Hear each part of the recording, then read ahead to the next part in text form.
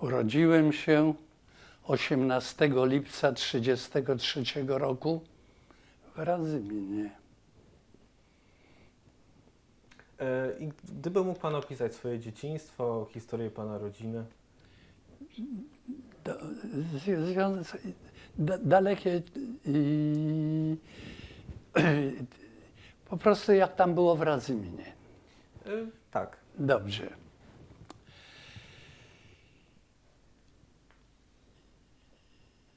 Najstarszy brat mojego ojca, Stanisław Burchacki, rocznik 1900 rok, za dobre sprawowanie na froncie wojny z bolszewikami w 20 roku dostał nagrodę, którą sam nazywał gratyfikacją.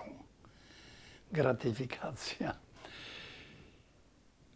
I nagroda była w formie licencji na sprzedaż tytoniu. Potem powiększona do sprzedaży alkoholu. Więc miał możliwość, którą zrealizował założenia niewielkiej restauracji w Radzyminie przy ulicy 3 Maja 6, przy rynku głównym naprzeciwko, jak pamiętam, pomnika Kościuszki i miejscowego kościoła parafialnego. Potem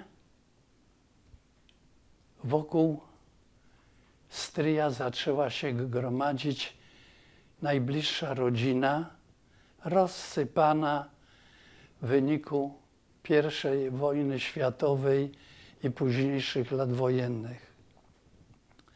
Najpierw pojawiła się matka stryja, czyli moja babka, potem jego siostry. Mój ojciec, rocznik 1908, przebywał w tym czasie na emigracji zarobkowej we Francji. Lata gdzieś 1929-32. Mimo że był z drugim swoim bratem, również starszym, jakoś mu było tęskno za rodzicą, za rodziną i za językiem polskim i dawał tego wyraz w ciągłych listach do brata do Radzymina. I ten brat, czyli mój stryj, gorąco go zachęcał do powrotu.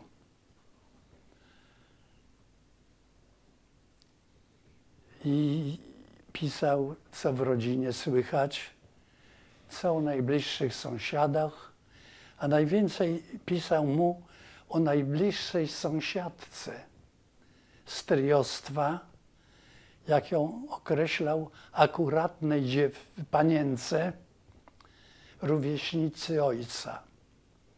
Musiał pisać dosyć sukcesywnie, bo mój przyszły ojciec wrócił w 1932 roku i w 1932 roku z tą akuratną panienką stanęli na ślubnym kobiercu w kościele parafialnym w Radzyminie. Zamieszkali w Radzyminie. A Radzymin, może powiem trochę o Radzyminie. Miasto wówczas powiatowe. W odległości zaledwie 20 paru kilometrów od centrum Warszawy. Przy ważnym trakcie komunikacyjnym. Przeżywał wtedy pewien rozwój gospodarczy. Wymiana handlowa odbywała się głównie na słynnych jarmarkach radzymińskich odbywanych w środy naprzeciwko stryja restauracji. Potem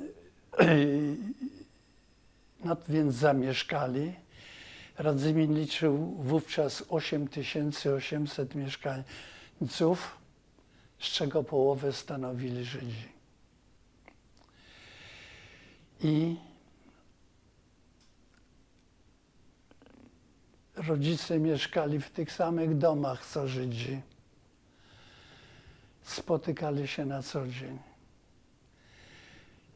Nie należeli do ludzi bogatych, mieszkali wśród takich samych biedaków.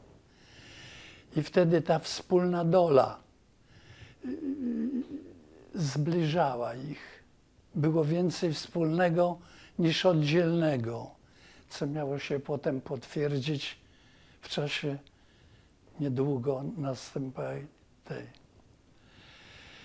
No, ojciec początkowo pracował w Radzyminie i w okolicy, ale później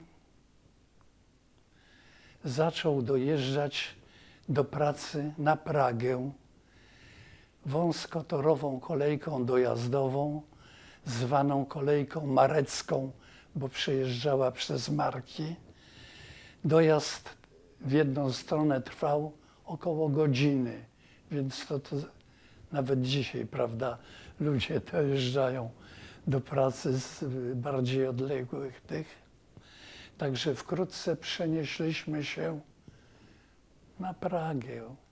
Zamieszkaliśmy przy ulicy Stalowej. To mam taki ten dokument, który panu pokazywałem. Potem na ulicy 11 listopada, a potem na ulicę Targową. 62 numer, róg ulicy Ząbkowskiej. Wówczas najbardziej ruchliwe miasto i miejsce prawobrzeżnej Warszawy. Po sąsiedzku dwa duże kolejowe dworce, Wileński i Wschodni.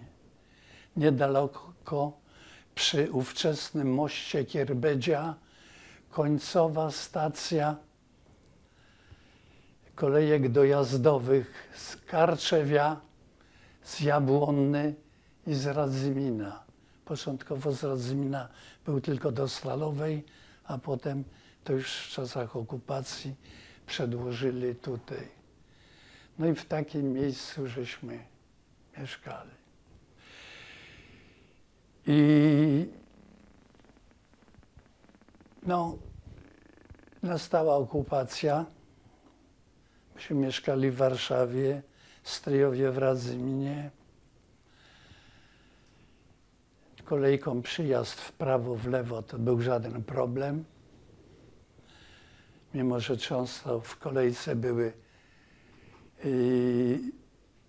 rewizje i to żandarmeria. Jechały dwie budy kolejka była przy samej szosie radzymińskiej, czy tam jadąc w drugą stronę warszawskiej. Po prostu na każdym przystanku tym, tam Struga, Pustelnik, Marki, Drewnica, zatrzymywali, kto wysiadał, albo puszczali, albo do budy i wywozili. No taka była ten. No założono, Niemcy założyli getto w Radzyminie.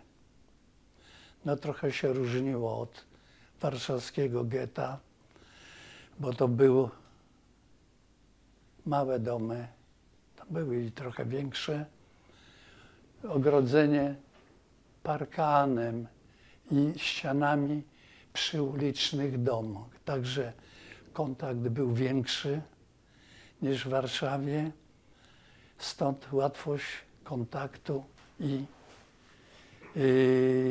pomocy. I getto trwało do 3 października 1942 roku. Ale 3 dni wcześniej do restauracji stryja przyszło 2 żandarmów z niemieckiego posterunku, odległego o parę metrów, i zamówili obiad. Aczkolwiek codziennie stołowali się w Soldatenheim, to był dom żołnierza niemieckiego, od knajpy stryja odległy 80 metrów przy tej samej ulicy. I w czasie posiłku zaczęli rozmawiać o likwidacji tego getta. Stryj znał dobrze niemiecki i całą tą rozmowę podsłuchał. Wieczorem skontaktował się z Józefem Kleinbardem. To był miejscowy fryzjer, który przed wojną miał własny zakład przy Placu Wolności w Radzyminie, a potem, jak funkcjonowało getto, Niemcy zatrudniali młodych Żydów, Żydówki do pracy na zewnątrz. I codziennie rano kolumna takich młodych ludzi ruszała z getta w kierunku Warszawy, szosą warszawską, do Strugi, to jest 6 kilometrów, skręcała w prawo w kierunku na Nieporęt i tam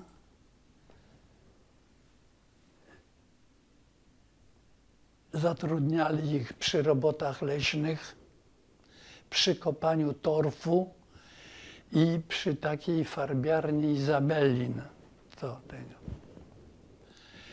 I codziennie ten Kleinbard szedł tą drogą, no i potem wracali. I z tym Kleinbardem i stryj, i mój ojciec byli bardzo zaprzyjaźnieni. Chodzili do niego postrzyć się, ogolić się, sami się golili. On z kolei przychodził czasem na posiłki do stryja. To było jeszcze przed założeniem tego getta. No ale przyjaźń trwała. I w czasie tej rozmowy, to było na 3 dni przed likwidacją getta i potem deportacją wszystkich mieszkańców do Treblinki. Jak ta kolumna, a jeszcze żeby ta kolumna się nie rozłaziła, tych młodych ludzi, to musieli iść ze śpiewem. Nawet ja pamiętam fragment jednej piosenki, którą im kazali śpiewać. To na pewno pan też ją zna. No słowa były takie. Marszałek Śmigły Ryc nie nauczył nas nigdy nic, a nasz Hitler złoty nauczył nas roboty. I tam były dalne strofy i tak to się odbywało. I po powrocie tej kolumny stryj się od razu skontaktował z Kleinbardem i umyślili, że następnego dnia Kleinbard nie wróci do getta, po prostu urwie się z roboty i tam w tych lasach między Strugą, tam w kierunku Nieporętu, to duże lasy to i dzisiaj są, schowa się i ma czekać na mojego ojca. Następnego dnia rano stryj wysyła swoją córkę, nastolatkę, moją stryjeczną siostrę, Stanisławę, do nas na Targową i przedstawia ojcu sytuację. Ojciec mówi, dobra, biorę się za przygotowanie. No i co? Wie, że tam 20 parę kilometrów od mieszkania będzie czekał na ojca facet. ale miał znajomego, bardzo bliskiego, dorożkarza, który mieszkał niedaleko nas, na sąsiedniej ulicy Brzeskiej. No, od Targowej do Brzeskiej parę metrów. Poszedł do niego, przekonał go, że trzeba temu Kleinbardowi pomóc. I wczesnym popołudniem ruszyli tą dorożką, wzięli potrójną ilość owsa dla konia i tam w jakimś pojemniku wody dla konia i ruszyli. Zaczął lać cholerny deszcz. Była to okoliczność sprzyjająca, bo po drodze nie było posterunków, czy to policji, czy żandarmerii, że kontrolowali, gdzie kto jedzie, prawda? Dojechali do tej strugi, skręcili w lewo w kierunku tej farbiarni Izabelin. Zrobiło się ciemno i długo szukał ojciec, a znał te okolice, bo też pracował w pierwszym okresie, jak mieszkał w Radzyminie. Wreszcie go znalazł, ale nie samego. Wraz z nim były dwie młode Żydówki, panienki Weinstein. I jest taka sytuacja, deszcz leje. Ojciec kiedyś wspominał, że najgorzej to było z tym koniem, który im rżał, cholera. I mówił, że tam coś jest, prawda? No ale deszcz lał w dalszym ciągu. Musieli poczekać do rana, bo była godzina policyjna i wyjechać na szosę tą warszawską w piątkę było niebezpiecznie. Czekali do rana, deszcz w dalszym ciągu lał, więc to była sprzyjająca okoliczność, że szczęśliwie wszyscy przyjechali na Targową 62, mieszkania 21, później lokal zmienił nazwę na 53. Także nawet pan Datner jak pisał, to mieszkania 53, ale to było wtedy 21. I byli u nas parę tygodni, nawet więcej. Ojciec był i w Ameryce był, i we Francji był, no i mieszkał na Targowej i pracował i w Ursusie i tu, i tu. Był oblatany. Załatwił mu papiery na nazwisko Jerzy Wójcik. On jako ten fryzjer, który z klientem musiał dużo rozmawiać, mówił czystą polszczyzną, bez żadnych tam naleciałości. Miał tak zwany dobry wygląd, więc mógł swobodnie poruszać się po mieście. Wkrótce ojciec załatwił mu miejsce pracy w zakładzie fryzjerskim przy ulicy Siedleckiej, tam niedaleko Bazyliki. Właścicielem tego zakładu był pan Władysław Rosa, który mieszkał też niedaleko na Ząbkowskiej 15. No więc zaczął tam pracę Kleinbart i początkowo mieszkał jeszcze u nas, potem przeniósł się na tą Ząbkowską 15 do mieszkania właściciela zakładu. Czasem nocował na terenie zakładu, ponieważ to było niedaleko, często przychodził, żeby spotkać się z innymi Żydami, którzy u nas tam byli lub bywali. I czas płynął.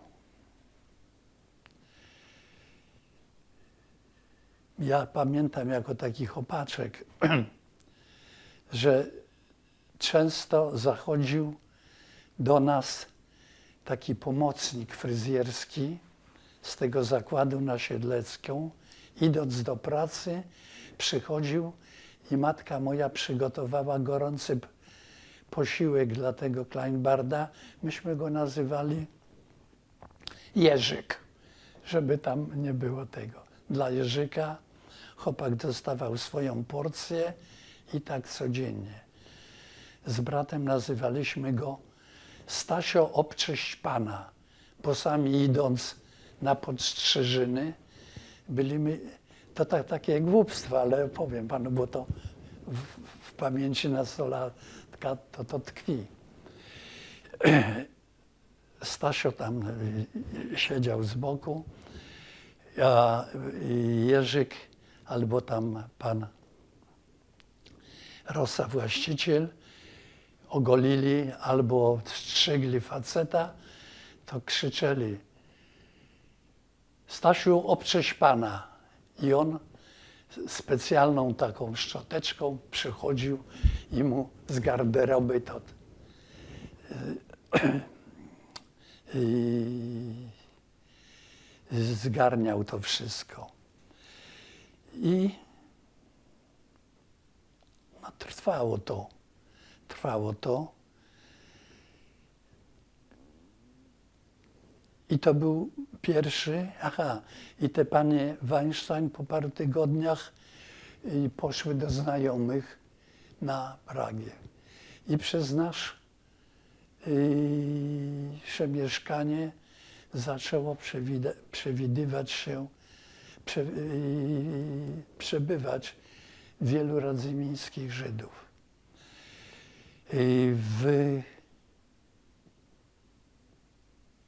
W kwietniu 1946 roku moja matka złożyła takie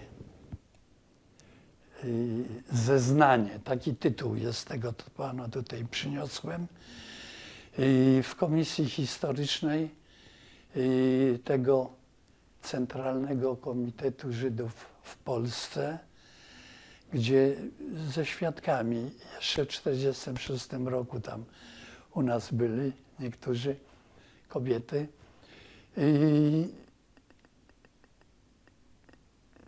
Spisali świadectwo i tam jest tych nazwisk około 15. To nie będę tutaj czytał tam, bo to nie ma co. W każdym bądź razie z takich ciekawszych postaci, które u nas była.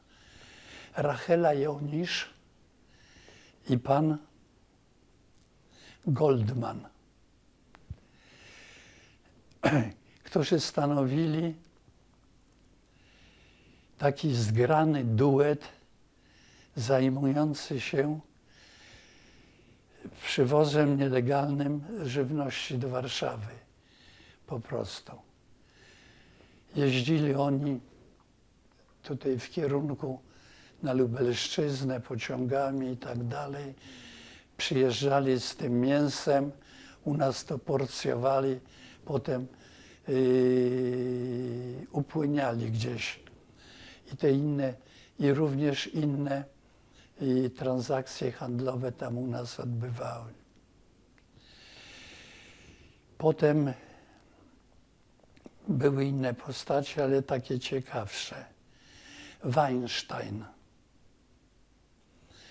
W okresie powstania w getcie warszawskim, on z radzymińskiego getta wraz z żoną i z dzieckiem przenieśli się do Warszawy. Żonę i dziecko gdzieś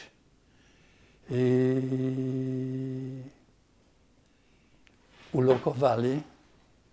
Sam przeszedł do getta warszawskiego i stamtąd przenosił różne rzeczy na sprzedaż, które moja matka sprzedawała bazarze Różyckiego bywała według jego zamówienia żywność i leki. On się znów pojawiał z nowym towarem, zabierał to i tak krążył. I w czasie powstania urwał się z getta kanałami. Pierwszym tramwajem przejechał most z lewej strony rzeki na prawo i rano zapukał do naszych drzwi. I był przez jakiś czas do jesieni 1943 roku. To jest zapisane w tym. I potem żeśmy go umieścili u kuzynów. Małżeństwo Imiołków mieszkało przy ulicy Dąbrówki na Saskiej Kępie. Mieli córkę Mariannę, zmarła rok temu. Dostała tytuł sprawiedliwego, chociaż moja rówieśnica. Tam miał wykopaną taką ziemlankę na Saskiej Kępie w ogródku i tam przechował się, aż przyszła ruska rozwiedka. To już był sierpień czy wrzesień 1944 roku. Wrócił do Radzymina.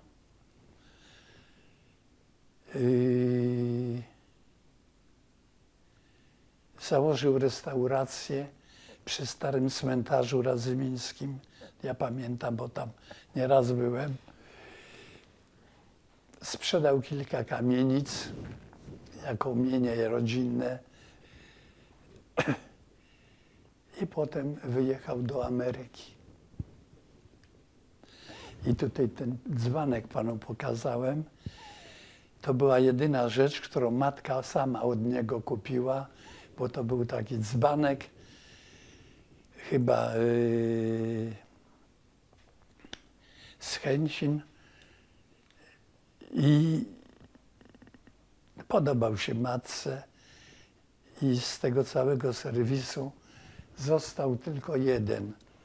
I potem, jak powstawało Towarzystwo Sprawiedliwych wśród narodu świata, obecny był pan Anolik z tego żydowskiego Muzeum Pamięci Getta tam. I tak mu się mojej matce podobał jego występ, że kazała mi ten dzbanek, który chowała jako pamiątkę z tamtych lat, zanieść mu, bo powiedziała: słuchaj, to jest historia getta, bo Leon Weinstein właśnie stamtąd przyniósł do nas i tak dalej. No i opisał tutaj cały rozdział w tej swojej książce. Jest poświęcony temu dzbankowi, historii tego Weinsteina, jego żony, córki. Żona była najpierw w jednym tam polskim domu, potem drugim. Potem ktoś ją tam wydał i ona z tą małą taką córeczką poszła na przystanek tramwajowy. Zawiesiła jej taką kartkę, że nazywam się Czarnecka tam i tak dalej. I obserwowała, co z tamtego. No i przechodził jakiś dozorca i wziął tą małą i zaprowadził na przystanek, na posterunek Policji Granatowej. No ona w rozpaczy, zresztą potem sama zginęła, zastrzelona. I jest dalej historia, jak ten Leon Weinstein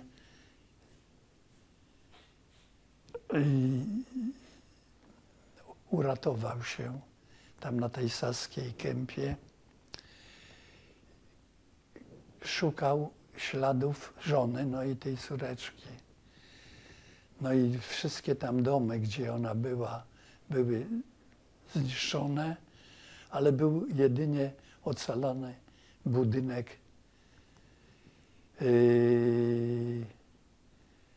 posterunku tego policyjnego i on poszedł i spytał się, czy tutaj, tam mniej więcej kiedy nie było odprowadzone dziecko o nazwisku Czarnecka.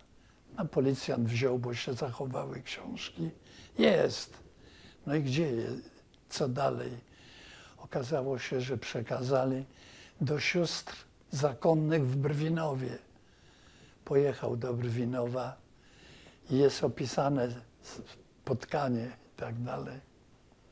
To ciekawe, to pan przeczyta sobie i tak dalej, bo to nie ma tych szczegółów. No i w ten sposób przez nasze mieszkanie w tym okresie do powstania warszawskiego.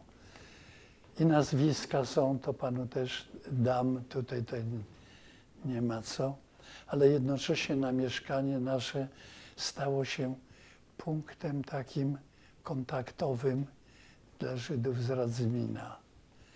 Wtedy matka, ja i brat siedzieliśmy w kuchni, oni w pokoju tam tego, żebyśmy nic nie wiedzieli, bo w razie jakiejś wsypy, to i dzieciaki my w tyłek by dostali, nie? I mogliby sypnąć i tak dalej. Znaleźliśmy tych wszystkich po imieniu. Wujek taki, ciotka taka i taka. A nas najbardziej intrygował radzymiński fotograf. Liliput, wzrostem niższy niż my. Nazywaliśmy go fotografek. To takie, wie pan, ciekawostki. No, dla danej chwili i tak dalej. No, potem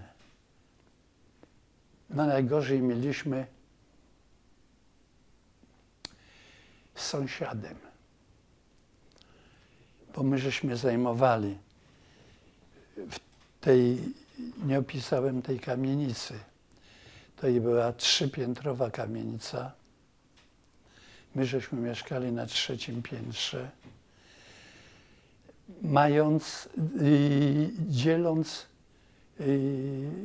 duże mieszkanie.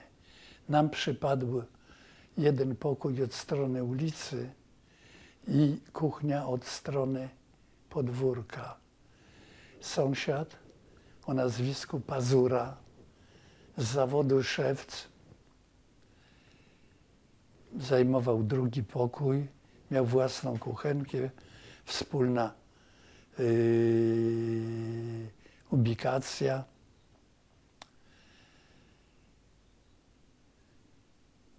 Zorientował się i zaczął szantażować rodzinę. No i matka mu się musiała okupywać do sierpnia 1944 roku, kiedy po tym małym epizodzie powstańczym na Pradze Niemcy prawie wszystkich mieszkańców Pragi wywieźli do Reichu do roboty. I pojechał ten Pazura. Pojechał też i mój ojciec, pojechał Kleinbart i pojechał ten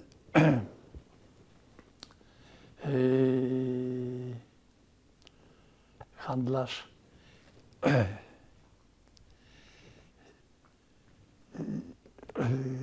mięsem. Jak on, zaraz sobie przypomnę. A ta pani Jonisz i on, Goldman, mieli też podrobione papiery. Ona się nazywała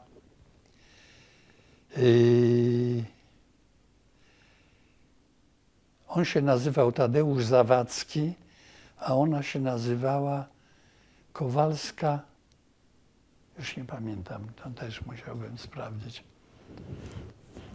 Także ona się zachowała, ten Goldman też tego. Został wywieziony. I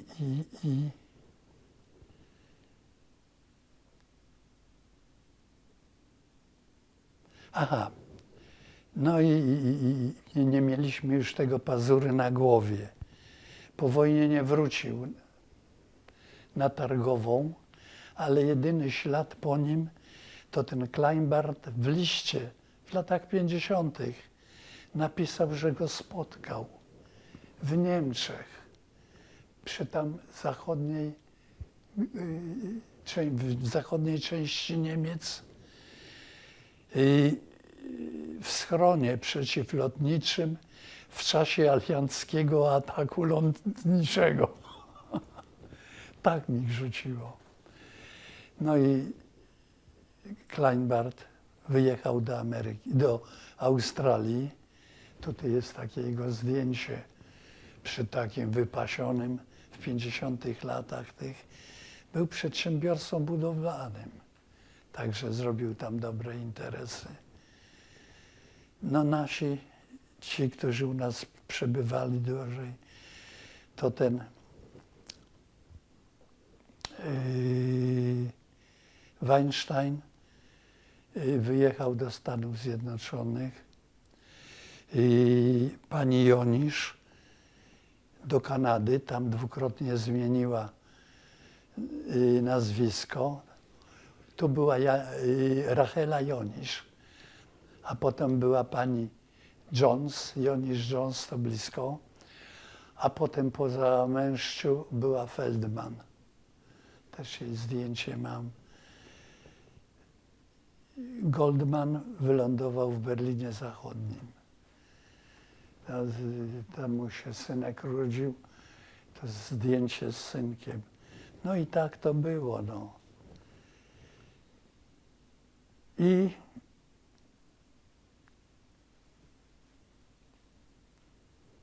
wyjechali, początkowo pisali, poczta do 57, 8, także pierwsze listy to były adresowane na mojego ojca, który już nie żył od 1948 roku, bo tam na tej brukwi, mimo że miał 39 lat, tak się tam w Rzeszy załatwił ze zdrowiem, że niedługo pociągnął tam, że z matką razem byliśmy, także rozjechali się i potem rzuciło mi losy na Saską Kępę też. Byłem w Towarzystwie Przyjaciół Warszawy, nawet przez 20 parę lat wiceprezesem oddziału Saska Kępa. I w roku 78, mam tutaj zaproszenie, zorganizowaliśmy spotkanie mieszkańców poświęcone 35. rocznicy wybuchu powstania w getcie i postaci wybitnego mieszkańca Saskiej Kępy, profesora Hirschfelda. I usiadłem akurat obok pana Szymona Datnera, byłego prezesa Żydowskiego Instytutu Historycznego. I po tej uroczystości z występami tam poezja i tak dalej, przedstawiłem mu się i spytałem się, gdzie ja mogę trafić na ślad tego zeznania, bo to taki tytuł jest, mojej matki o tych latach okupacyjnych. To profesor odpowiedział mnie pytaniem: a czy pan ma telefon? bo to wtedy w 78 roku to nie tak łatwo było telefon. Dałem mu wizytówkę, zadzwonił po paru dniach i mówi: maszynowy odpis, to czyli oryginalny odpis z tej maszyny, co tamtego, czeka na pana w Żydowskim Instytucie Historycznym u pana Michała Grünberga. Też był taki historyk, z którym się potem zaprzyjaźniłem. Zapraszał mnie na różne imprezy tam. I jeszcze mówi, że czeka na mnie ten biuletyn 69 roku z tym artykułem 255 warszawianek w akcji, jak tam dał tytuł, ratowności Żydów w czasie wojny, czy w czasie okupacji. No i po paru dniach znów telefon od pana Datnera.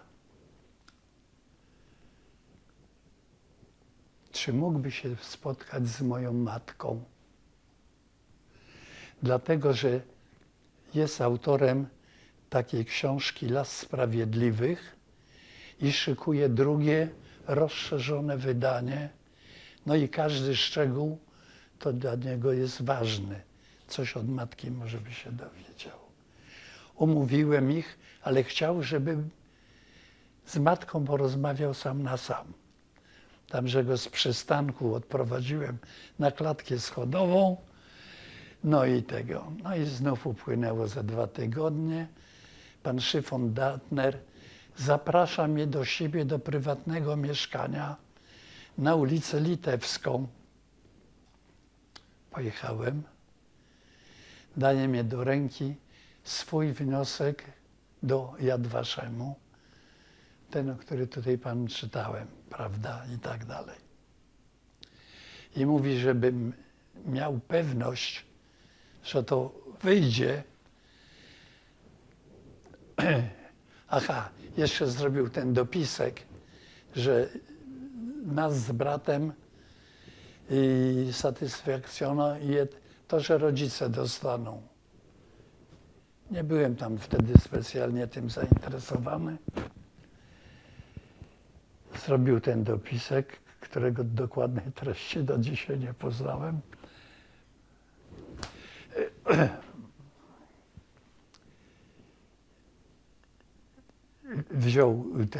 Dał mi kopię, to jest kopia od niego otrzymana. Oryginał włożył w kopertę zaadresowaną, zakleił i poprosił mnie, żebym sam przesyłką poleconą wysłał. Wtedy będę pewien, że on załatwił sprawę. No i tak się stało. W roku 80 przyznano, w 81 i matka, towarzyszyłem jej w tej uroczystości. Mówiłem panu, u pana Sokorskiego nie przyszła pani, która miała w imieniu odznaczonych podziękować za to odznaczenie. To on mnie tam spod ściany wyrwał, żebym ja podziękował. No i podziękowałem, no co. No i tak to by wyglądało, no. Tak z grubsza, bo tam nie ma co o szczegółach. Do szczegółów możemy teraz przejść. No. Myślę, że warto kilka wątków tutaj poszerzyć, więc mam kilka pytań do pana. Pułkownik i sprawiedliwy wśród narodów świata, ze 2 lata ode mnie starszy. Witold? Witold. Lisowski, tak. Tak. Mówi, no słuchaj, ty masz takie to wstąp do Stowarzyszenia Sprawiedliwych. No i tak się znalazłem i potem mnie wybrali do zarządu.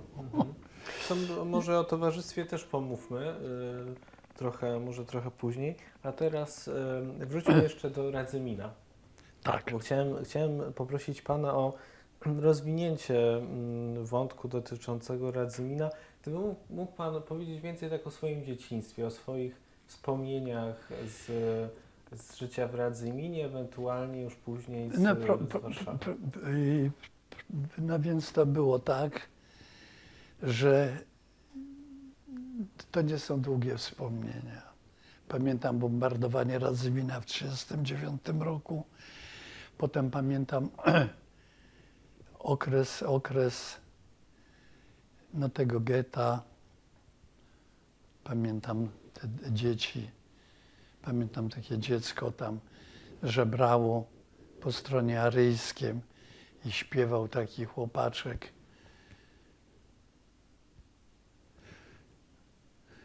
Pamiętam to dokładnie. Ostatni wagon stoi na szyny. Żydzi pojadą do Palestyny, a w Palestynie siedziała szajka i posprzedała po piątce jajka. O. Tak tego, no. No, Radzymin, co tam już potem, powiedzmy, widziałem. No to był ośrodek hasydyzmu. Jak wspomniałem, na 8800 mieszkańców miasta połowę stanowili Żydzi. W mieście był kościół katolicki, była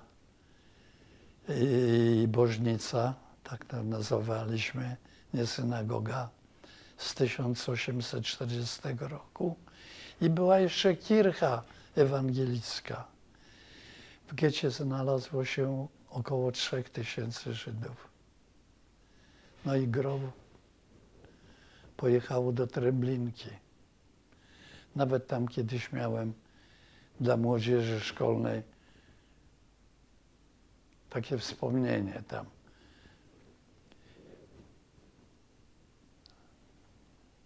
A Pana takie wspomnienia jako dziecka, pierwsze wspomnienia, chociażby z września 1939 roku, czy Pan jakoś zapamiętał szczególnie wybuch wojny? Pamiętałem i osoby, dlatego że mój wuj był w Straży Ogniowej. To w Straży Ogniowej tam przebywałem. Na strychu budynku straży zdążono jeszcze w 1939 roku przewieźć zasób biblioteki z Tomaszowa Mazowieckiego. I te książki tam zalegały. Ja tam chodziłem i te książki przerzucałem. Potem jak Ruscy weszli, to na opał tam stanęli, wie pan. I tego, ale to nie warto powtarzać, bo to szła taka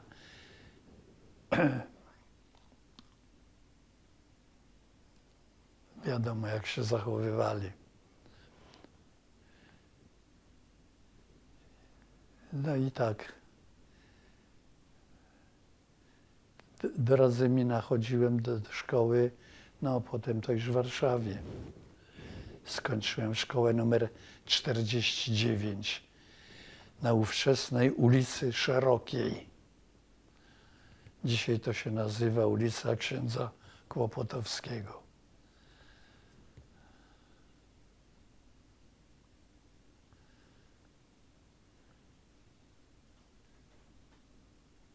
Gimnazjum, no to jakie można było skończyć na Pradze? Władysława IV na Jagiellońskiej.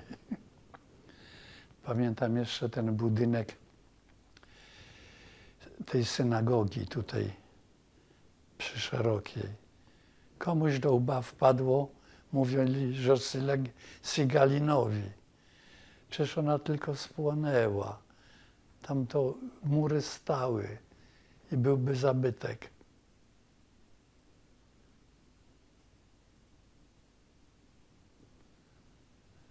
No, miałem kolegów w gimnazjum, też Żydów, takiego Czarka Nerwińskiego, z którym się bardzo przyjaźniłem do jego śmierci.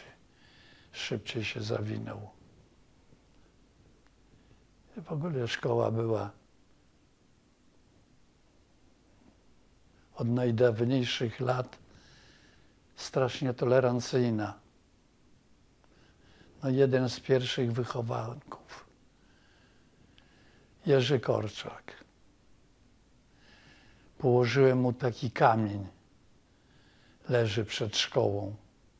Pracowałem przy budowie metra, to w pewnym okresie ze 40 kamieni, takich pamiątkowych, rozsypałem po mieście. Ma u nas tablicę wewnątrz. Nawet pisałem o nim dwukrotnie, jak o tym uczniu. Nawet po tym, jak powstał ten pomnik Korczaka przy Pałacu Kultury, no to tam było mało informacji, to się do mnie zwrócili.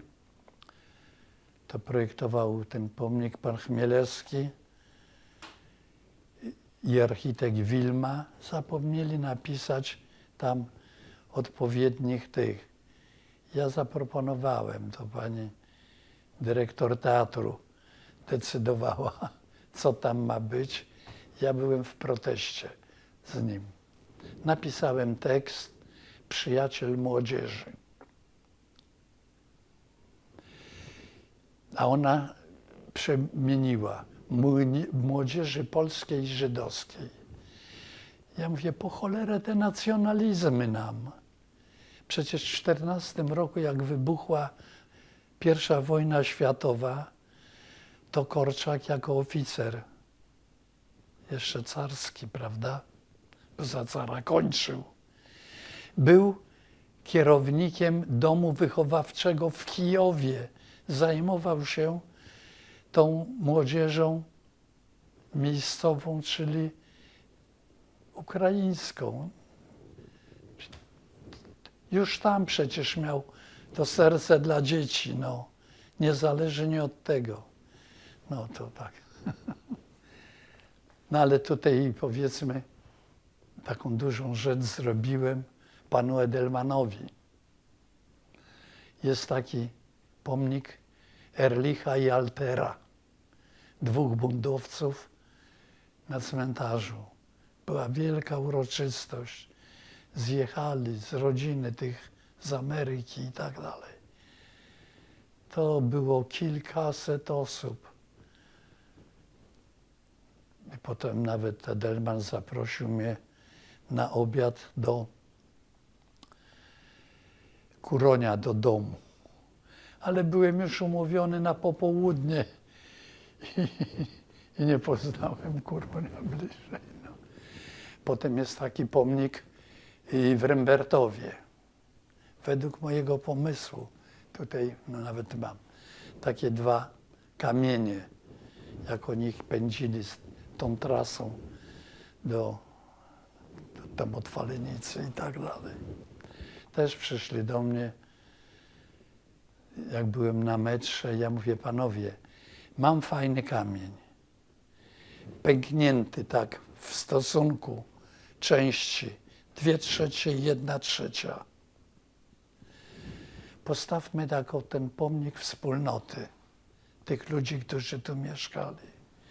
Ta większa, która przetrwała, niech symbolizuje Polskę, a ta druga tak jakby odpadła, no i uległa zagładzie. To dali jakiemuś architektowi, który obydwa postawił te kamienie na sztycach stalowych i to jeszcze palant, powiem, ale to nie będzie nagrane. Tak odwrócił ten kamień, że nie ma to jakby zbliżyć tej jedności. No, no i innych takich tych, no to mam z parę na sumieniu. Dobrze, wróćmy zatem do Warszawy podczas wojny. A proszę powiedzieć, czy pan pamięta ten czas, kiedy pierwsi Żydzi zaczęli ukrywać się u Państwa w domu na Targowej? Okoliczności, w jakich do tego doszło? Z Pana perspektywy jako dziecka. No pierwsze to ojciec przywiózł tą trójkę do domu. Rodzice mieszkali w kuchni, a tam w pokoju było jedno łóżko i jedna taka otomanka, nazywaliśmy to takie.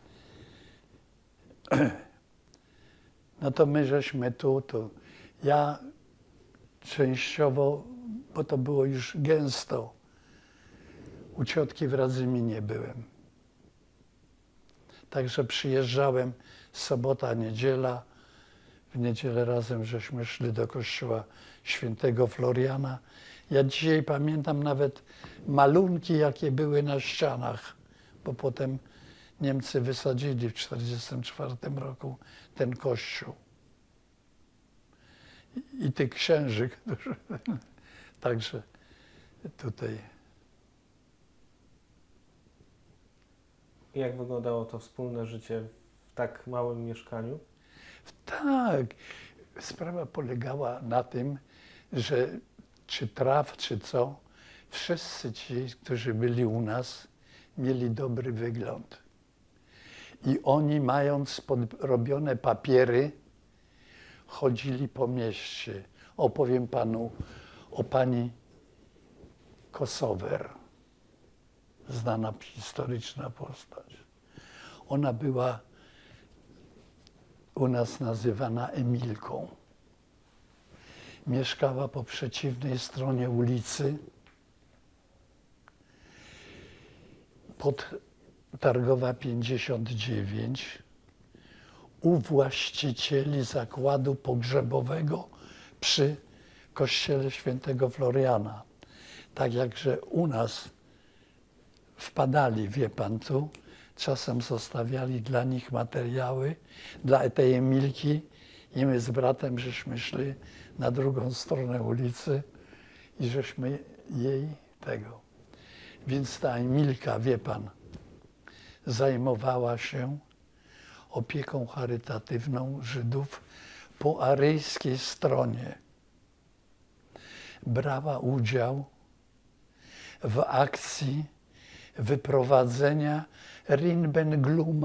Ringenbluma z obozu pracy w Trawnikach. Ona była łączniczką w żydowskim związku wojskowym.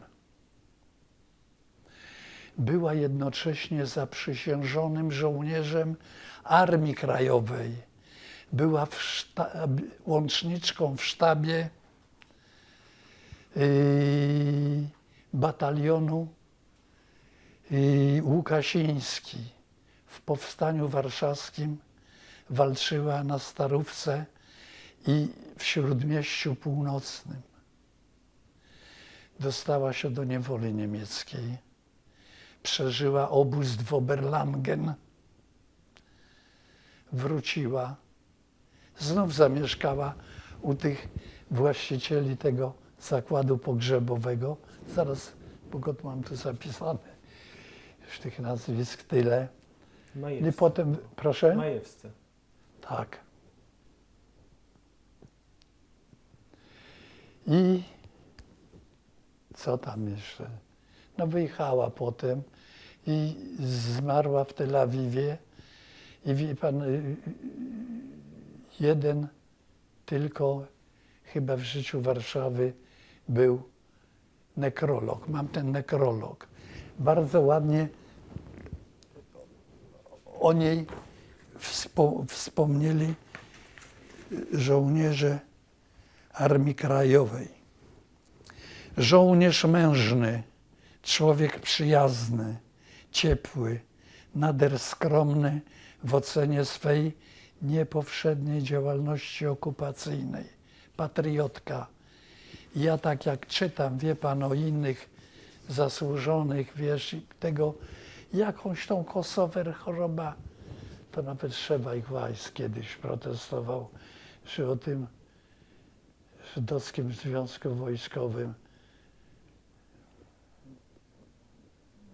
Jakoś się nie pamięta. A tam było tylu oficerów.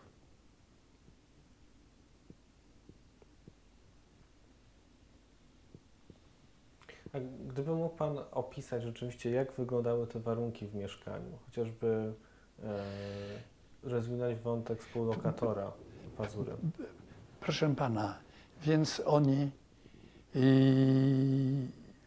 często wychodzili na miasto. O, tego Goldmana, jak on z tą panią Jonisz wyjeżdżali za tym mięsem, wie pan, żona z małą córeczką mieszkały w Radości pod Warszawą, ale ona miała strasznie rysy niearyjskie i tam groziło tego, że mogą tam ją tego. I wtedy moja matka jeździła do niej i zawoziła jej żywność i leki. Wreszcie ten lokal został spalony, wie pan.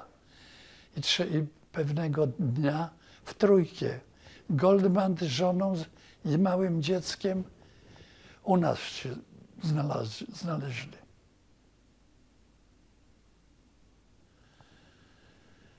No i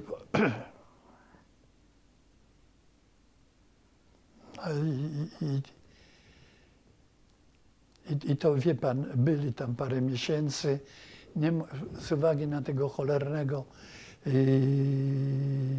sąsiada, szewca i tego. Nasze podwórko, powiem panu. Z zewnątrz sklepy. Ruch jak jasna cholera. Bo sąsiedztwo dworców tego, ruch komunikacji kołowej pod oknami skręcał w kierunku tam Radzymińskiej, do Radzymina i tak dalej.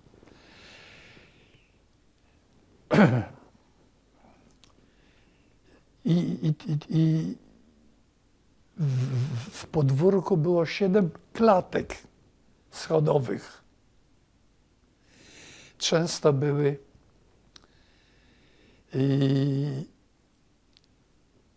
na ulicy aresztowania, wie pan, łapanka po prostu ludzi. A w podwórku były jeszcze drobne zakłady rzemieślnicze i usługowe. Łapanka, a otwarta brama, bo dopiero jak była godzina policyjna, zamykano.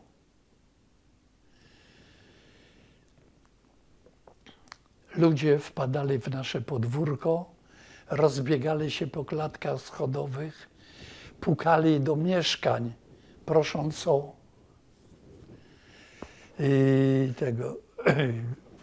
schowanie się. Ale jakoś na naszej klatce drugiego piętra, że tak powiem, nie przewyższali. No tak to wyglądało. Co tam jeszcze było? Zaraz, bo to...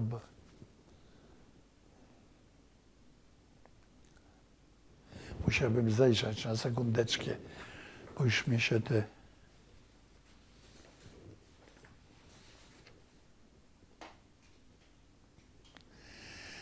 O Leonie Weinsteinie to mówiłem, żeśmy go na Saską Kępę przetransportowali. Rachela Jonisz i ten.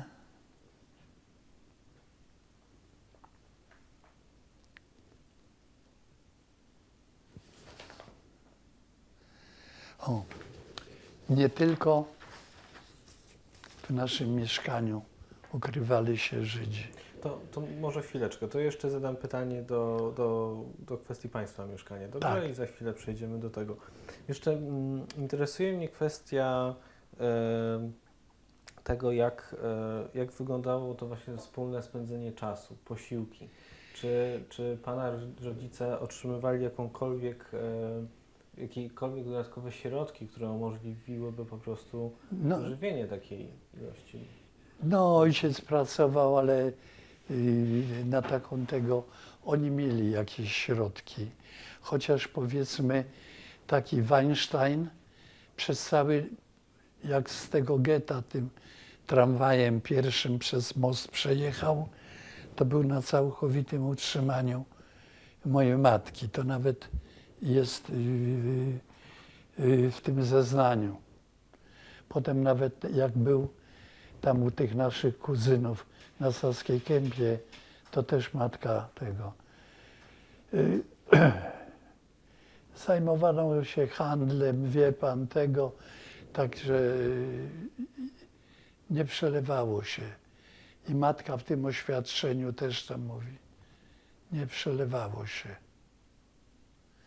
Matka napisała dopiero pod koniec okupacji, jak zaczęła trochę bimbrem tego, no to było trochę lepiej. O. No takie były warunki.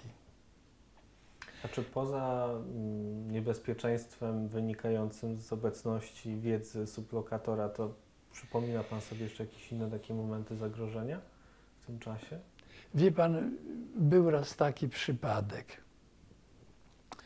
W domu była tylko matka i brat.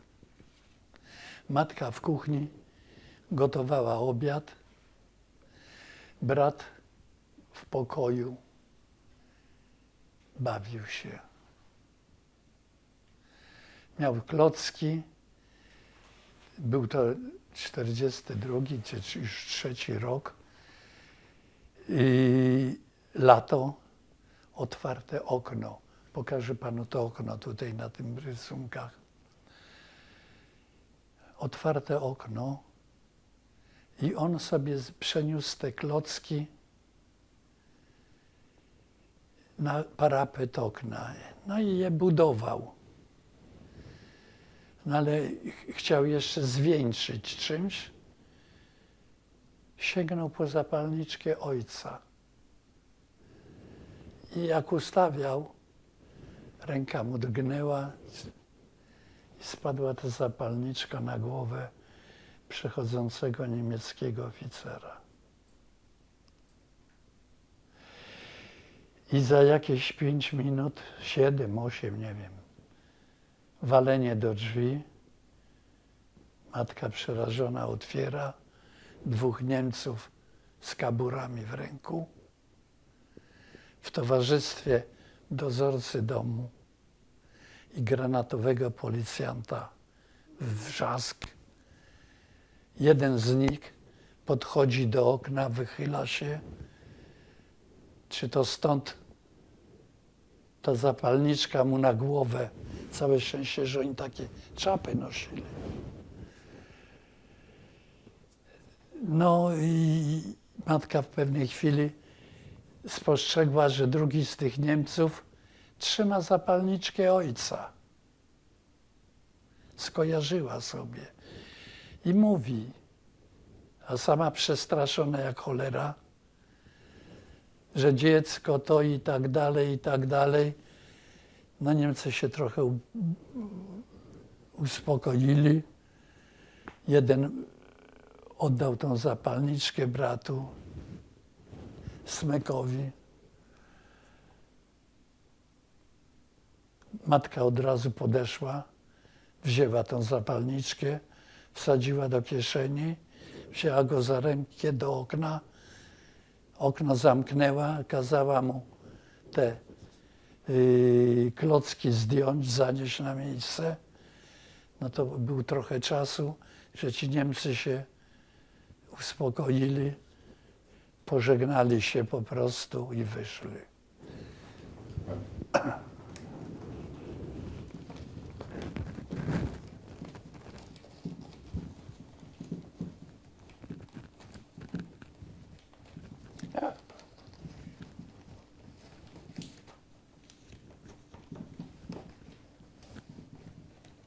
Proszę bardzo, zachowałem to do dzisiaj. A to jest jeszcze Kallenberg króla Jana w Wiedniu. Tak. na niemieckiej zapalniczce. To może warto, żeby pan do kamery pokazał. Tak? Teraz też. No, w każdym razie, Możemy na końcu. Wie z pan, innymi jeszcze pamiętać. i tak jak mówiłem panu, były te łapanki. Ci ludzie uciekali, katolicy, kto był na ulicy, w podwórko, po klatkach schodowych, po mieszkaniach i tak dalej, to jakoś nas szczęśliwie mijało. A taki głupi przypadek, bo winnego dnia mogli być ludzie, i ich sporo. I co wtedy nas? Opatrzność. Matka często chodziła do świętego Floriana i się modliła za wszystkich. A powiem panu o sąsiadach, bo to jest ciekawe. Pod nami, na naszej klatce schodowej, na pierwszym piętrze, mieszkało starsze małżeństwo Trojanowskich z córką, nauczycielką w szkole zawodowej. Od 1942 roku przechowywała się u nich dwójka. Państwo Wilnerowie, nawiasem mówiąc, rodzice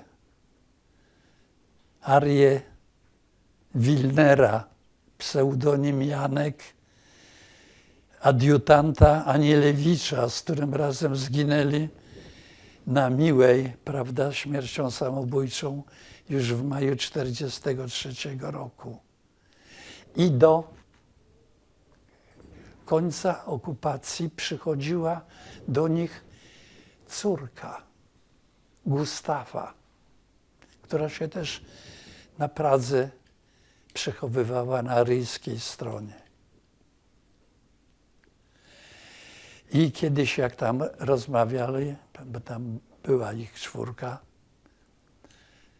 trójka Trojanowskich i ona,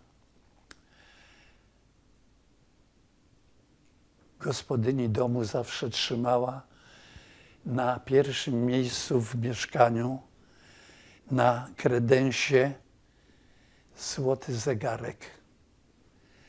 Na wypadek, że jak Niemcy wejdą, to będzie zachęta dla nich zwinięcia tego jako łapówkę. I powiedziała, że jak szczęśliwie przeżyją wojnę, to ona przekaże ten złoty zegarek do Częstochowy w podzięce Matce Boskiej za opiekę. Wtedy pani Wilnerowa, która przychowywała złote obrączki małżeńskiej, powiedziała, że jak przeżyją, to ona grubszą z tych obrączek też przekaże do Częstochowy.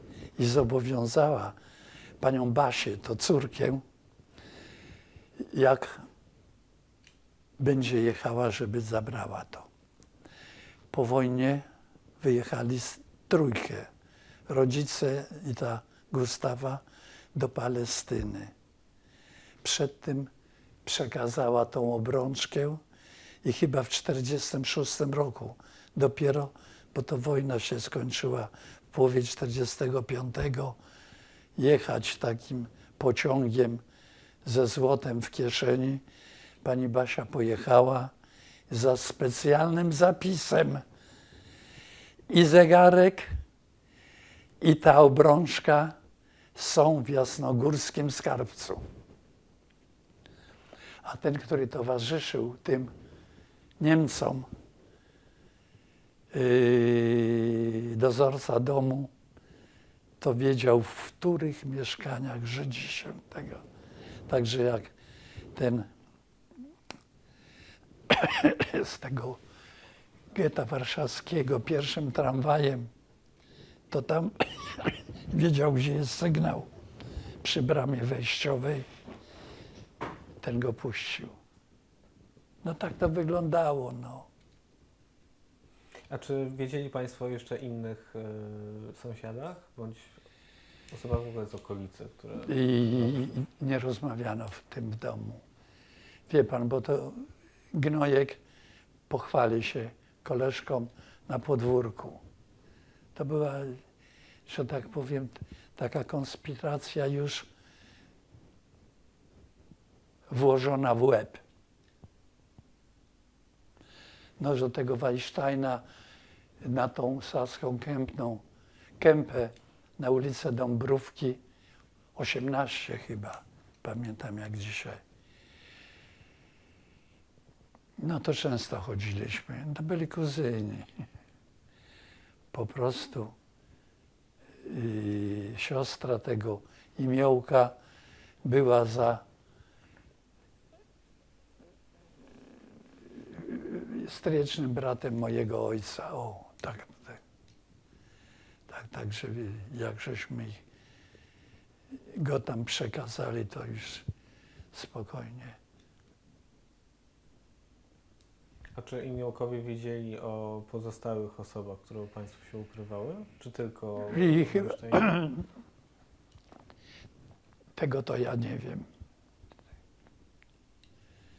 Przy nas chłopakach to wie pan, nie wszystko mówiono. To, co żeśmy sami widzieli. Wujek taki, wujek taki, wujek taki. Wszystko o polskich imionach. No ten fotografek. Nas to najbardziej intrygował, wie pan. Postać takiego fotografka, czy tego obczyś pana. Bo to rówieśne, że tak powiem. I to najbardziej nam to... A przecież od tego zakładu fryzjerskiego na Siedlecką to się na piechotę leciało z Targowej. No i takie rzeczy tam zanieść, tutaj to.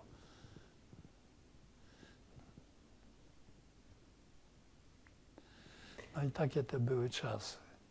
Czyli na pewno pana stryj wiedział o ukrywaniu Żydów z Radzymina i rodzina Imiołków. I nie wie pan, czy ktoś jeszcze z rodziny mógł o tym wiedzieć? No stryj wiedział, bo przecież nagrał tą pierwszą sprawę z tego Izabelina, jego córka, która pojechała następnego dnia pierwszą kolejką.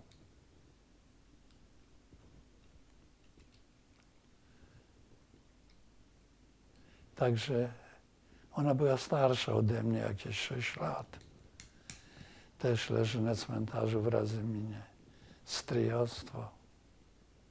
I moi rodzice też.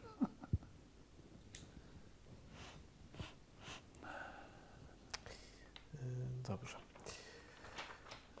To w takim razie może przejdźmy do sierpnia 1944 roku, bo jestem ciekaw, czy ma pan jakieś wspomnienia związane z powstaniem i później jeszcze z wyzwoleniem. To było lato. Ja już z końcem roku szkolnego byłem u ciotki w Radzyminie, no bo tam mieliśmy rodziny. Jedna ciotka, druga ciotka i tak dalej. I mnie Ruscy oswobodzili 29 czy 8 lipca. Tak zwana rozwiedka wpadła i przecież doszli prawie do Targówka. I dopiero we wtorek wybuchło powstanie. I rodzice byli z bratem na Targowej, no bo mniejszy, żeby tam się nie pętał.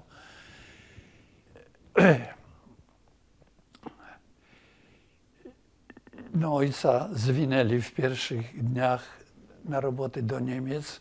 Mam tu nawet papiery ojca te niemieckie.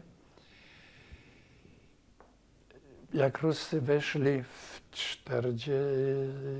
kiedy to?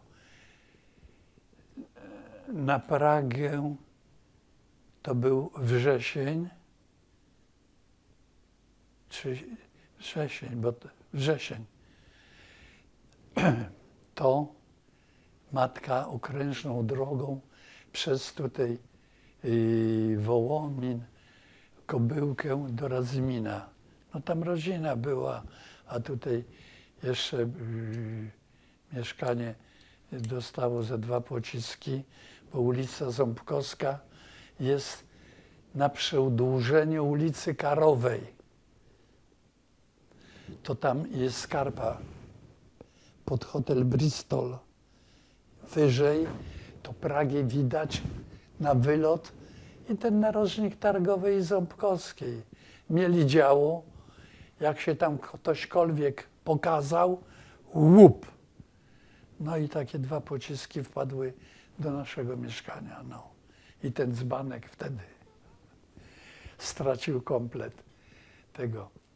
I druga ciotka, wie pan, potem Ruscy się cofnęli, Niemcy znów weszli do Radzymina, pamiętam to, byliśmy w takiej miejscowości i teraz tam taki kościół zbudowali pod Radzyminem i nie było odważnych, żeby pójść do Radzymina, zobaczyć, co się dzieje. To ja ze swoją stryjenką we dwójkę poszliśmy. W polach stały snopy zboża i coraz z jakiegoś snopa głos, żeby podejść. No to szedłem. Chłopaki z AK, którzy wtedy, jak ta pierwsza rozwiedka wpadła, ruska, ujawnili się, wie pan. Musieli się schować. Na początku to były te snopy i mówią mnie, słuchaj, wiesz, gdzie jest ulica taka w Radzyminie? No oczywiście, że wiem. To tam pójść pod numer taki i taki do mojej matki, powiedz, że ja żyję i nic mi się nie stało. O. No takie były zabawy. Niemcy jak drugi raz weszli do Radzymina, to była ta słynna bitwa pancerna. Niektórzy mówią, że to po Kursku i tam, gdzie nasza dywizja walczyła na szlaku tam w Normandii, trzecia taka wielka bitwa pancerna. Ja policzyłem w Radzyminie, to było ruskich tych T-34 chyba 11 i 1 pantera niemiecka. Tak, pamiętam za tym pomnikiem Kościuszki w rynku, spalił się, wyskakując z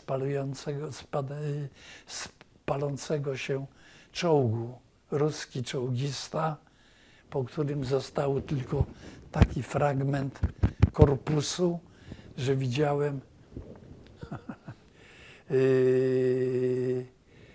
żebra. No straszne widziałem. I potem do 28 października byłem znów gnany przez Niemców do Legionowa. Siedzieliśmy po tych lasach, tu jak struga, w ziemlankach wykopanych. Wychodziliśmy raz na dobę z ziemlanki i się szło na pole ukopać trochę kartofli i na takim na przygotowanym ogniszczku, żeśmy się tym żywili. Doszliśmy do tego, i żeśmy kiedyś, taka grupa ruska wpadła. I ja siedziałem w tej ziemlance na samym końcu. To pamiętam tylko głos tego naszego towarzysza niedoli. Pan nie strzelaj, bo Ruscy wpadli. Weszliśmy i Ruscy mówili, idźcie w tym kierunku. No i poszliśmy w tym kierunku i z tyłu na okopy niemieckie żeśmy trafili. Znów nas na to Legionowo rzucili. Potem całe Legionowo Niemcy wysiedlili.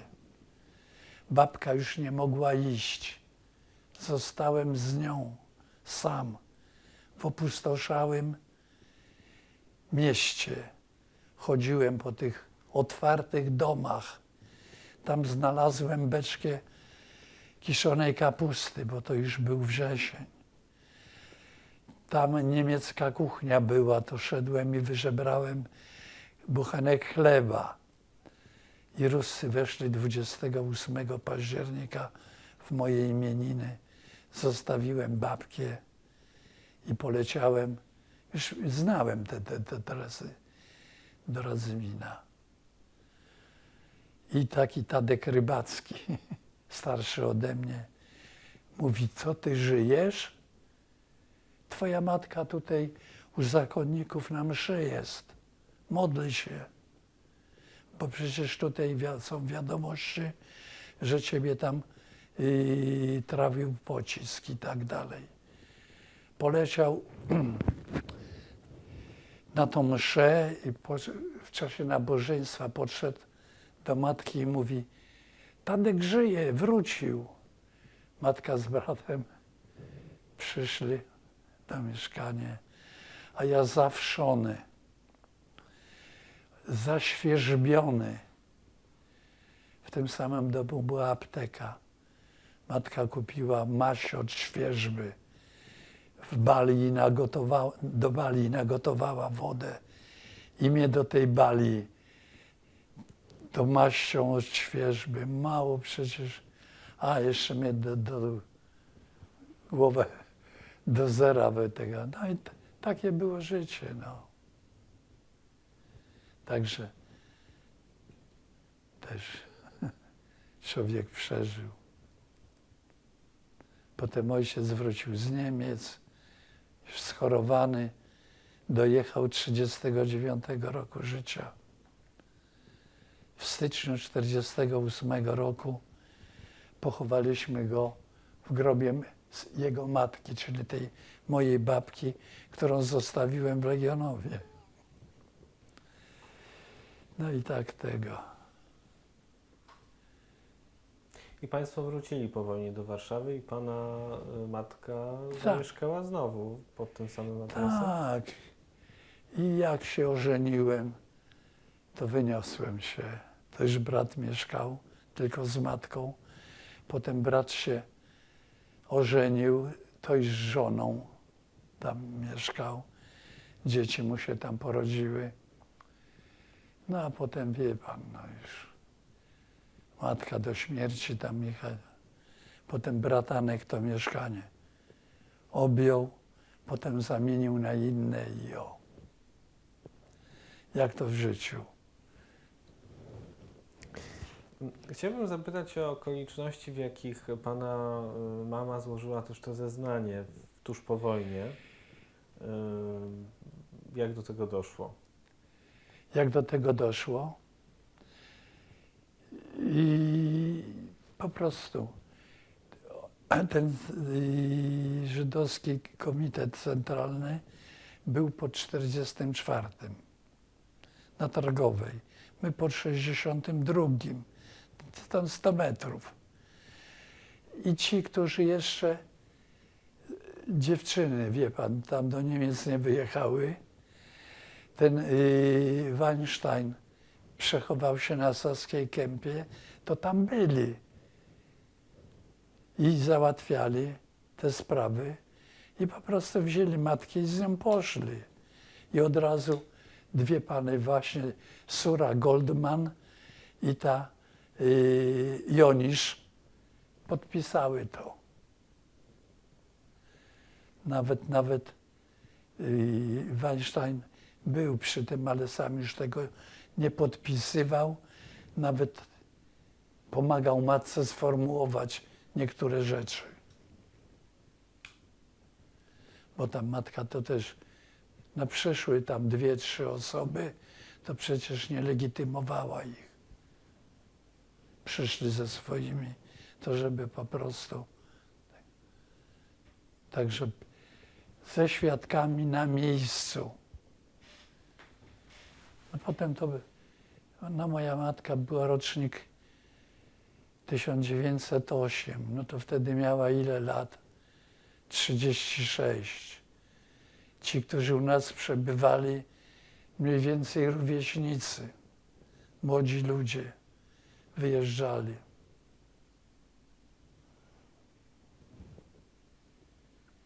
I w następnych latach Państwo rozmawiali o tych wydarzeniach wojennych? Czy Pana mama coś Nie, wspominała? absolutnie. Pokażę panu to zaproszenie. Do czasu mojego spotkania z panem Datnerem absolutnie miałem co innego, wie pan. Człowiek kończył szkołę, kończył studia i zaczął pracę, ożenił się i tak dalej. Dopiero człowiek troszeczkę osiadł. Parę złotych już mógł zarobić, no to człowiek zaczął działać w Towarzystwie Przyjaciół Warszawy. Do dnia dzisiejszego jestem w Komisji Historycznej.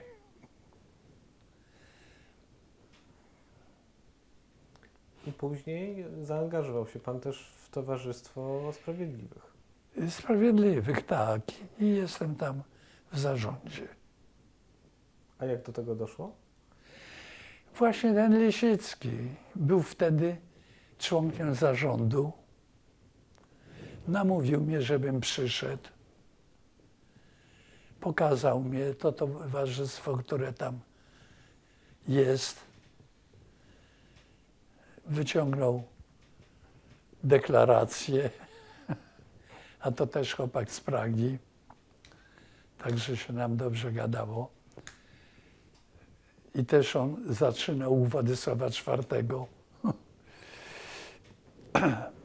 No i tak poleciało. No i w ostatniej tej kadencji no, jestem członkiem.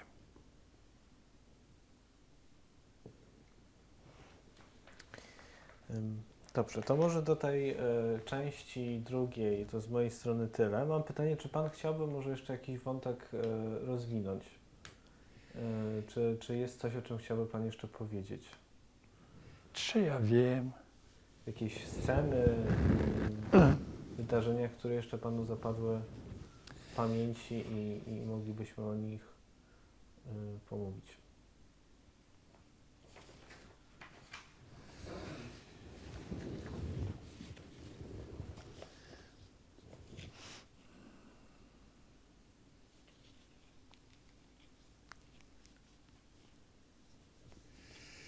Tu.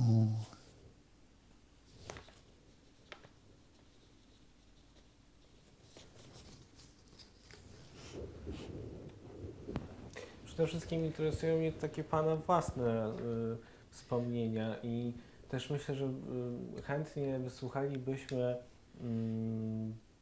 jakichś takich wspomnień dotyczących osobistych Pana rodziców, to znaczy jakimi byli ludźmi, tak prywatnie, osobiście, bo oczywiście byli sprawiedliwymi bohaterami, ale chcielibyśmy także usłyszeć, jacy byli po prostu na co dzień. Myślę, że warto także z perspektywy Pana, aby to... No cholera, trudno tak to ocenić, wie pan.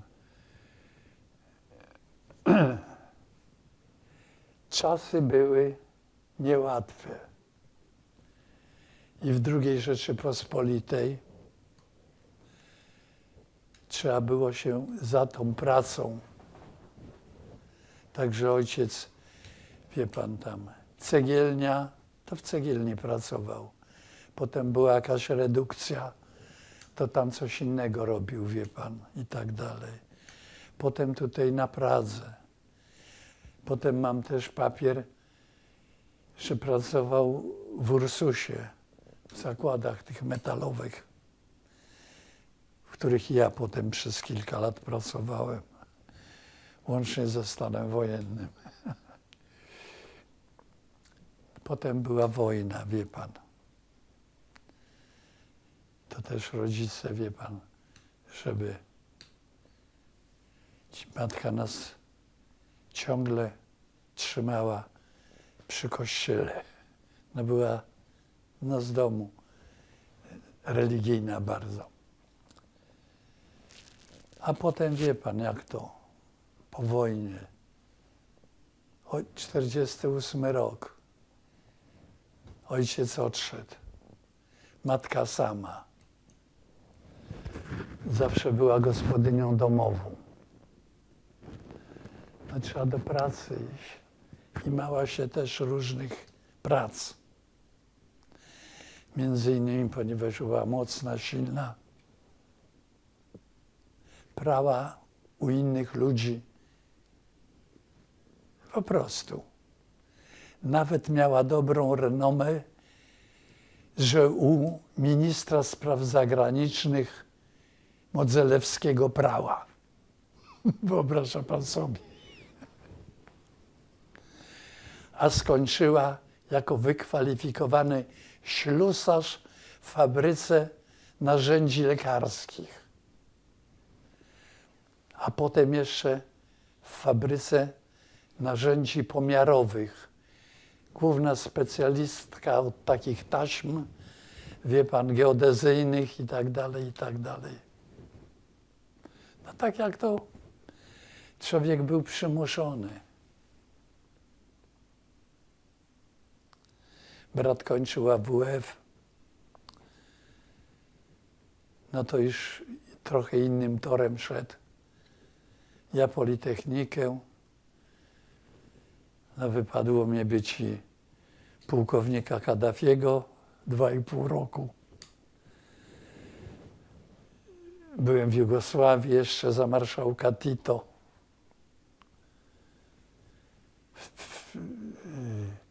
U Kaddafiego to już po stanie wojennym.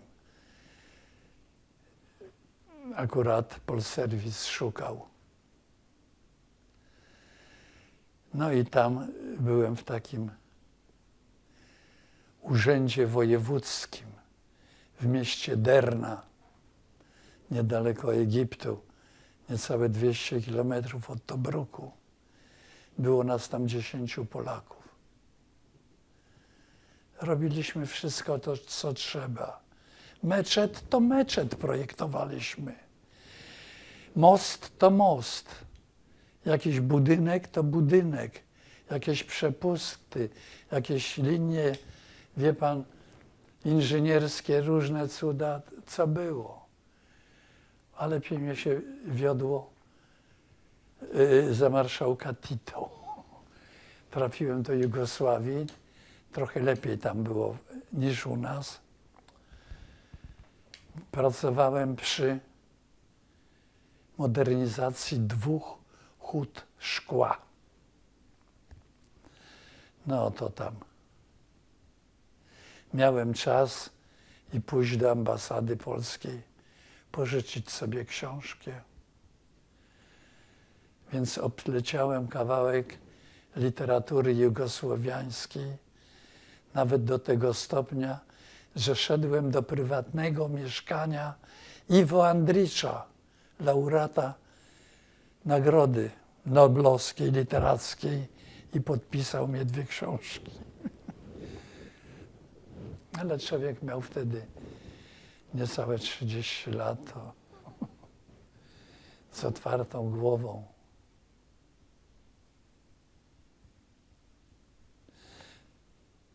Na przykład w tym Belgradzie, to jest kraj prawosławny, Serbia, było 5 kościołów katolickich. To ja do kolegi, bo we 2 byliśmy na jednym, że tak powiem, posłaniu, wynajmowaliśmy 1 pokój. Codziennie do huty jechaliśmy. Ja mówię do niego: panie Kazimierzu, jest 5 kościołów katolickich, to musimy każdy odwiedzić. Poszliśmy do pierwszego. Ja już opis techniczny po serbsku potrafiłem napisać. Svetok Antuna Padowanskog. Świętego Antoniego z Padwy. Wchodzę do kruchty. A tam wielki ołtarz i napis: Święty Andrzej Bobola, patron jedności chrześcijan. Ja się tam dopiero nad Dunajem dowiedziałem, że Bobola nosi taki tytuł. Wchodzimy głębiej do kościoła, stoją konfesjonały, a tam tabliczki. French, English i tak dalej. Pierwsza tabliczka przy ołtarzu po polsku. Ja mówię: Panie Kazimierzu, po mszy idziemy do zakrystii. Poszliśmy, okazuje się, że jezuicki kościół.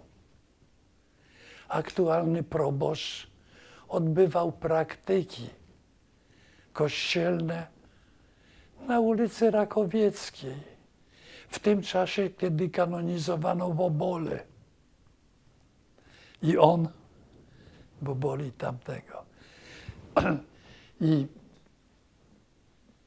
lepiej znałem Galerię Muzeum Jugosłowiańskiego, twórczość Mesztrowicza i innych. Pokazali mnie, gdzie przed wojną była ulica Piłsudskiego i tak dalej. No i fajnie było. No i tak to było, poleciało. To wracając jeszcze do pana rodziców. Jak pan sądzi, dlaczego w tych czasach II wojny światowej pana rodzice faktycznie zgodzili się i udzielali pomocy tylu osobom? Proszę pana, powiedziałem panu, jak tam pobrali się, ojciec pracował. Połowa mieszkańców Radzymina to byli Żydzi. Mieszkali w tych samych domach, tą samą bidę klepali. Spotykali się i na podwórku, i przyjaźnie się, że tak powiem, zazębiały. Nawet te usługi, wie pan, ojciec szedł do fryzjera, właśnie do tego Kleinbarda. Tworzyło się,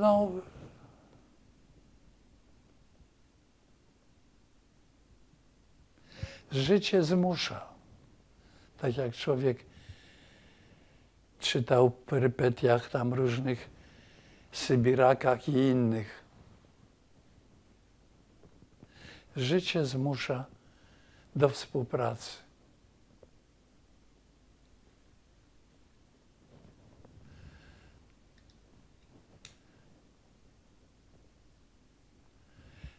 I ja to tak tłumaczę.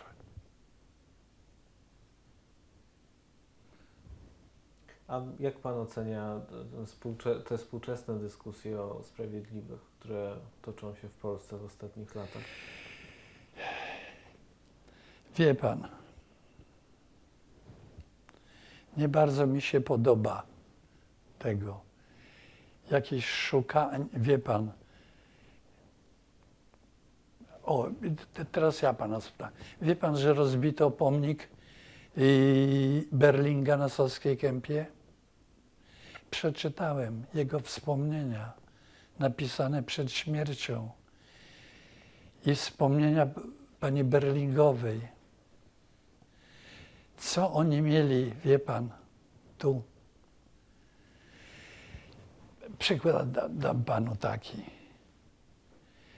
Kadra tak zwana polityczna II Dywizji Wojska Polskiego. 30 oficerów, w tym 27 Żydów. Całkowicie opanowali.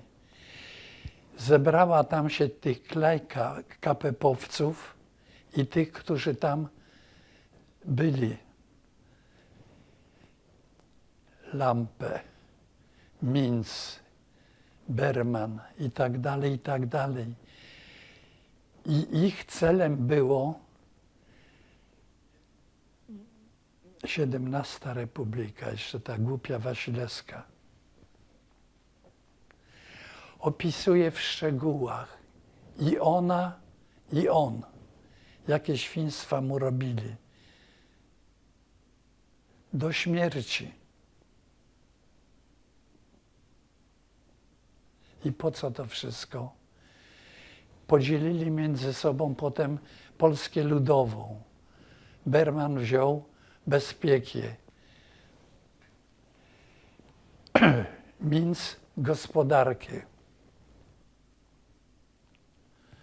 A, zna pan te czasy. Tak to było, no. Tak, a współczesne dyskusje o sprawiedliwych? Bo o to zapytałem. Ja to, co widziałem, wie pan, u nas w domu przecież przeszło tych, okopiało 15 osób, którzy byli od paru tygodni do paru miesięcy i się im pomagało, pamiętając tą wspólną bidę w Radzyminie. Bo potem, jak żeśmy się tu przenieśli do czasu likwidacji getta, wie pan, no to nie było kontaktów. Potem to, że stryj usłyszał tą rozmowę Niemców, a tam miał kontakt z tym fryzjerem Kleinbardem.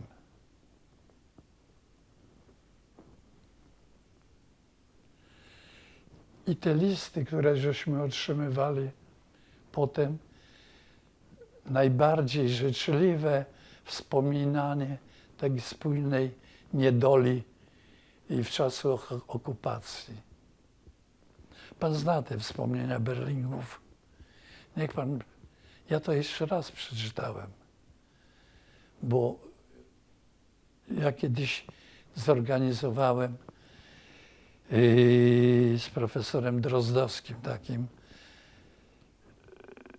spotkanie berlingowców z mieszkańcami Saskiej Kępy, bo oni z tego przyczółka sasko-kępskiego na Czerniaków przecież przedzielali się. Rokosowski, Świerczewski, tam nie dali im wsparcia i tak dalej, a w ogóle to była tragedia. Wtedy nawet od Berlinga dostałem fajkę, którą mam tak jak to, której używał w czasie desantu kościuszkowców tutaj na Czerniaków. I wie pan, te różne takie. No na przykład pokażę panu tutaj, nawet zachowałem wycinek. Rozpoczęty był proces beatyfikacyjny byłego prymasa polskich Londa. Tak, ale chciałem, żebyśmy pomówili o sprawiedliwych.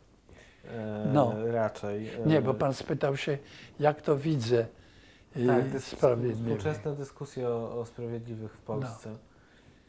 I też pytam pana jako członka towarzystwa, No, prawda, w tym kontekście. Bo także interesuje mnie to, jak na przykład widzi pan przyszłość Towarzystwa Sprawiedliwych w Polsce i jakie zadania przed nim stoją. jak ja widzę tego, no już to pokolenie odchodzi, no. Odchodzi. Warto byłoby, żeby ta tradycja jakoś i pamięć przetrwała, no.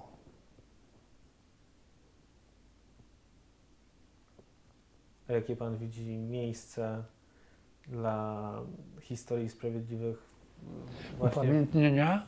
w polityce No na przykład historycznej w Polsce? według mnie obok tego budynku. Jak najbardziej. Mam nawet, no bo tam papiery w towarzystwie to znam.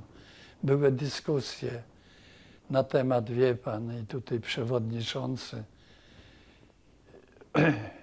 Żydów był.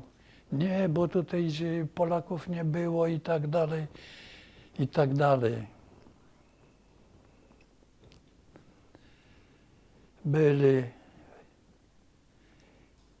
stąd przychodzili do nas.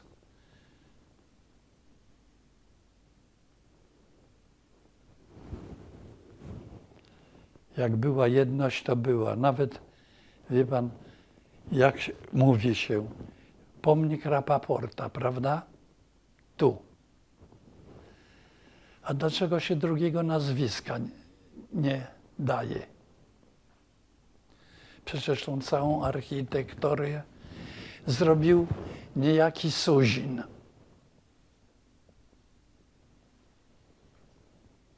A on tylko zrobił rzeźby. Dlaczego tym Suzinie się nie tego? Ja mam jeszcze, wie pan, z Suzinem.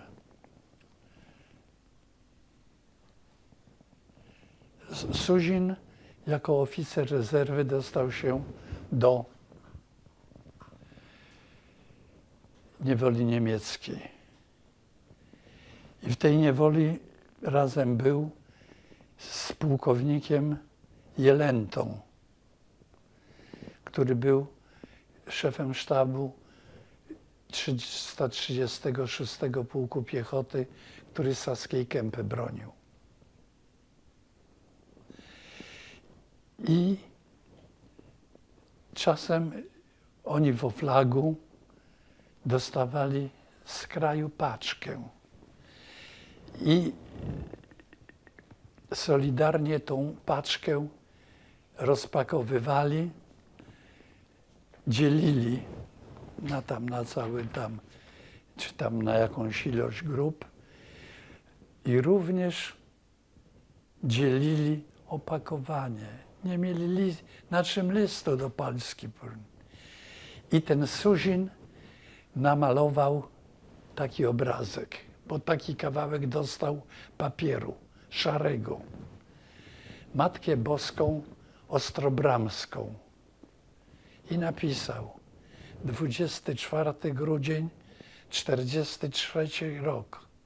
Lubeka, Oflak numer, barak taki i taki. I kiedyś temu Jelencie ofiarował. I u Jelentów ten obrazek wisiał w sypialni nad łóżkiem pułkownika. A ja się z nim, bo też się tą trochę historią zajmowałem, zaprzyjaźniłem. I żeśmy często z żoną ich odwiedzali.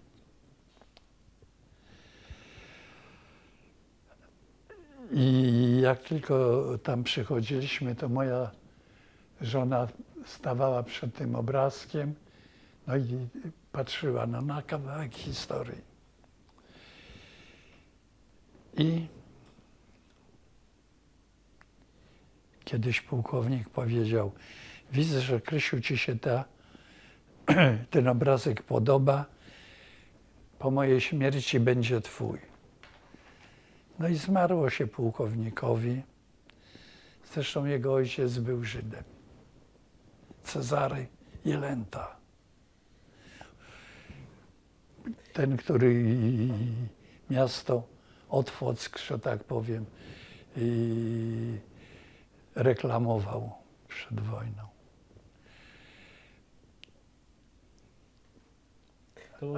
Ale zaraz panu skoczę, to ciekawe. I zmarł tego, to kiedyś córce pułkownika moja żona powiedziała, że ten obrazek to ojciec mojej żonie. Ona mówi, nic o tym nie wiem. Ten obrazek i mnie się podoba. Całe życie go widziałam i tak dalej. No i upłynęło ze 3 lata. Siedzimy w domu, ktoś puka do drzwi. Córka Jelenty przychodzi i mówi, Krysiu, ojciec mi się dzisiaj przyśnił i kazał mi to zwrócić. Niech pan sobie wyobraża, pan wie na pewno, jest taki kościół w Berlinie pod wezwaniem Wilhelma. I tam jest obraz Matki Boskiej stalingradzkiej, co namalował taki niemiecki żołnierz, zresztą lekarz, i Matka Boska i w takim pejzażu stalingradzkim. Ostatnim samolotem niemieckim odesłał go do domu.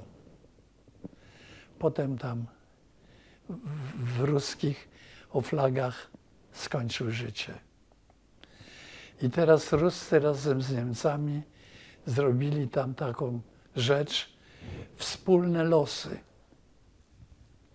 Matka Boska, ta i tak dalej.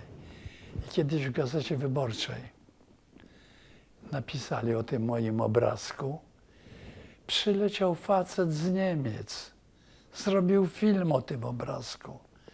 Ja mówię, jeżeli będziecie chcieli, żeby on zawisnął w tym kościele, jako historia również i Polaków, i Żydów, i ruskich, bo tam jednocześnie Ruscy mają do tej kaplicy coś tego, to będzie wasz.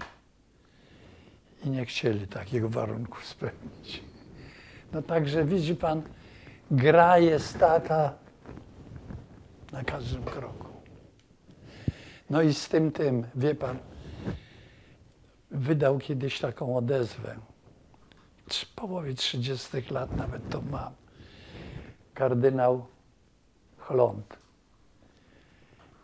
I oskarżając Żydów, że tam nieśli, wie pan, tam bezbożnictwo to owo i tam dane, ale jednocześnie zaznaczył, że nie wszyscy Żydzi, że są tacy, którzy z nami ten los. Już musiał ktoś w jakimś światowym związku żydowskim to znaleźć i napisać protest do Watykanu, że taki nie powinien być błogosławiony. Mnie by do głowy nie przyszło, żeby coś w synagodze swoją mądrością i wiedzą wykombinowywać.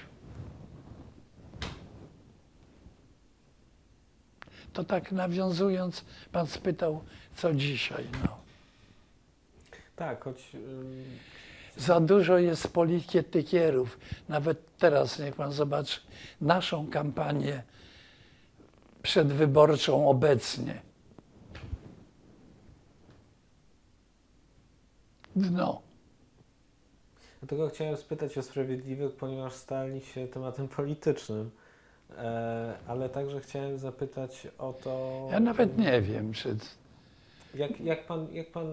Czy pan uważa, że temat pomocy Żydom udzielany przez Polaków powinien stać się, być cały czas istotną częścią polityki historycznej w Polsce? I czy jest takim tematem uniwersalnym wobec innych konfliktów, które się obecnie dzieją na świecie? I stąd zadałem to pytanie. Wie pan, jak ja na przykład czytałem te, co tam pan profesor Grabowski z panią Engelking opisując sytuację gdzieś na jakichś wsiach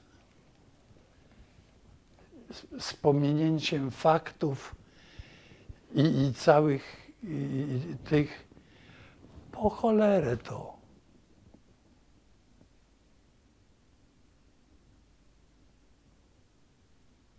Z Czarkiem Nerwińskim cośmy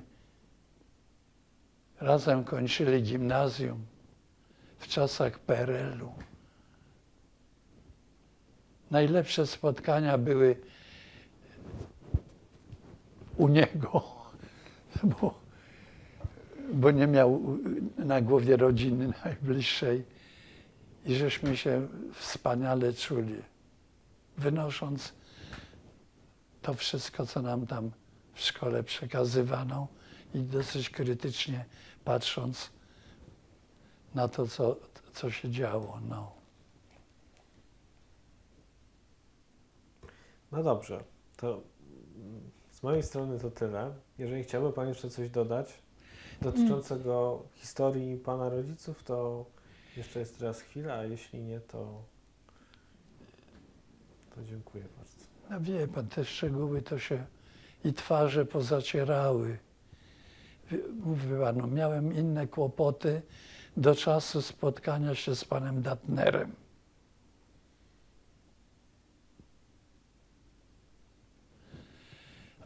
Potem z panem tym, Michałem Grünbergiem. Bez żadnych tych, nawet mnie jak jego ten tom mam z ładną dedykacją dla brata i dla mnie. Coś ciekawego było, dzwonił, przychodziłem, nie szukając żadnych tam podtekstów i tak dalej.